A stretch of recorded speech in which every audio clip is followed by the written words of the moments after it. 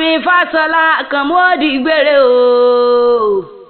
Bàbá wa Ifasola Akanmu o.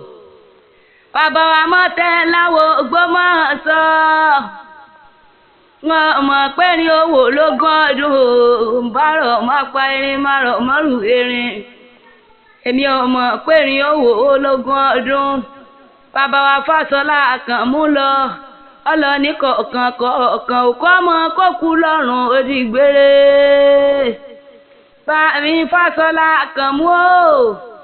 Bàbá mi Ifasola Akanmu mo pé wọ́n wò lè dáhùn mọ́ ìbáwọn ọmọ rẹ̀ ní dáhùn fún. Bàbá wa Ifasola Akanmu o.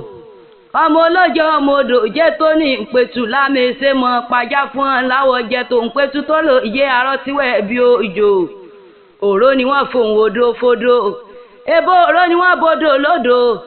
Ebo òró ni wọ́n bodò lóhùn pẹ̀tù ní pópó iye mẹ́tu. Ìdúró ni bàbá yín ọmọ mu koyin. Ìbẹ̀rẹ̀ lámú kwádò.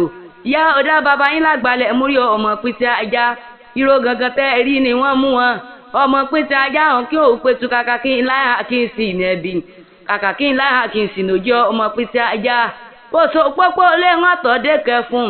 Lámèsè ọmọ àpájá fún aláwọ̀ jẹ́ sakiti wọ́n yìí láṣọ ọ̀gbárò ni wọ́n jẹ́ ọmọ òṣónú lé ọgbà lọ. Wọ́n ò ní sá lọ fẹ́ tí ò fẹ́ràn mi. Ọmọ búnibúni abẹ ìbúwọ̀ntìwọ̀ntì. Ọmọ rìnrìn abẹ̀rín pòyẹ̀kẹ́. Ọmọ dónídóní àbìdí mọ̀rẹ̀mọ̀rẹ̀. Alẹ́ mi ẹ̀la òjá òde àjánu. Àyíbá gbalẹ̀ èrè ọ̀rọ̀ wo. Bálẹ̀ jánu bàbá yín san àbí ọ̀sán.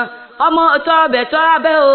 Wọ́n lè ṣe mọ̀ pé wọ́n ọmọ láàmì ìṣètò ńpẹ́tù tó lò jẹ́ arọ́ tíwẹ̀ bí òjò.